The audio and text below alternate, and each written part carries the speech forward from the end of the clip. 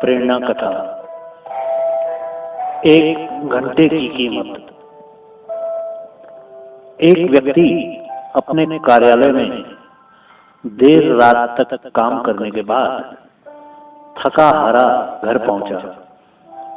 दरवाजा खोलते ही उसने देखा कि उसका 5 वर्षीय बेटा सोने की बजाय उसका इंतजार कर रहा था। अंदर घुसते ही बेटे ने पूछा, पापा, क्या मैं आपसे एक प्रश्न पूछ सकता हूं? हाँ हाँ पूछो, क्या पूछना है? पिता ने कहा। बेटे ने कहा, पापा, आप 1 घंटे में कितना कमा लेते हैं? इससे तुम्हारा क्या लेना देना? तुम ऐसे बेकार के सवाल क्यों कर रहे हो? पिता ने झुंझलाते हुए उत्तर दिया। बेटे ने फिर कहा, मैं बस यूं ही जानना चाहता हूं, कृपया बताइए कि आप 1 घंटे में कितना कमाते हैं? पिता ने गुस्से से उसकी तरफ देखते हुए कहा, 100 रुपए। अच्छा? बेटे ने मासूमियत से सर झुकाते हुए कहा, पापा, क्या आप मुझे 50 रुपए उधार दे सकते हैं? इतना सुनते ही वह व्यक्ति आग बबूला हो उठा।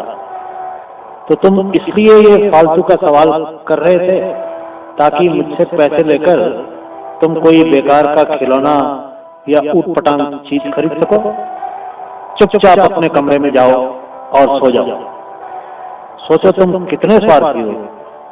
मैं दिन रात मेहनत करके पैसे कमाता हूँ और तुम उसे बेकार की चीजों में बर्बाद करना चाहते हो। यह सुन बेटे की आंखों में आंसू आ गए और वह अपने कमरे में चला गया।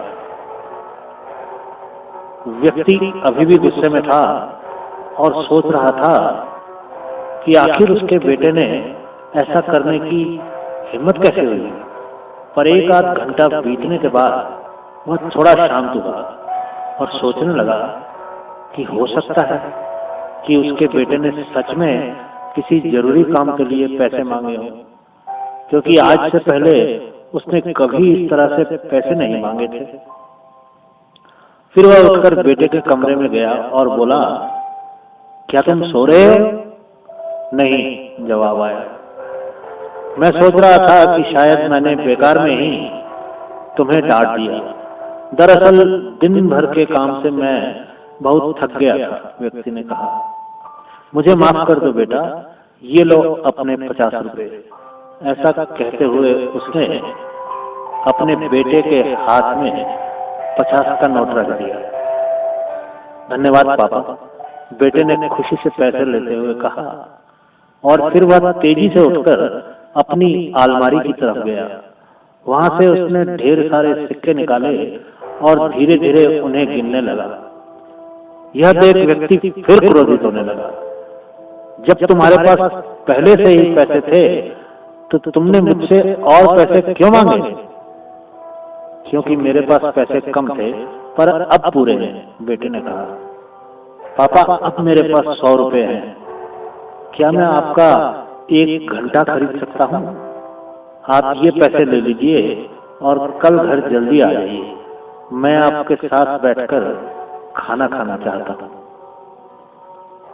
आप समझ गए होंगे कि इस तेज रफ्तार जीवन में हम कई बार खुद को इतना व्यस्त कर लेते हैं कि उन लोगों के लिए ही समय नहीं निकाल पाते जो हमारे जीवन में सबसे ज्यादा महत्व रखते हैं। इसलिए हमें ध्यान रखना होगा कि इस आपाधापी में हम अपने माँ बाप, जीवन साथी, बच्चों और अभिन्न मित्रों के लिए समय निकालें, वरना एक दिन हमें भी एहसास होगा कि हमने छोटी मोटी चीजें पाने के लिए कुछ बहुत बड़ा खो दिया है। धन्यवाद।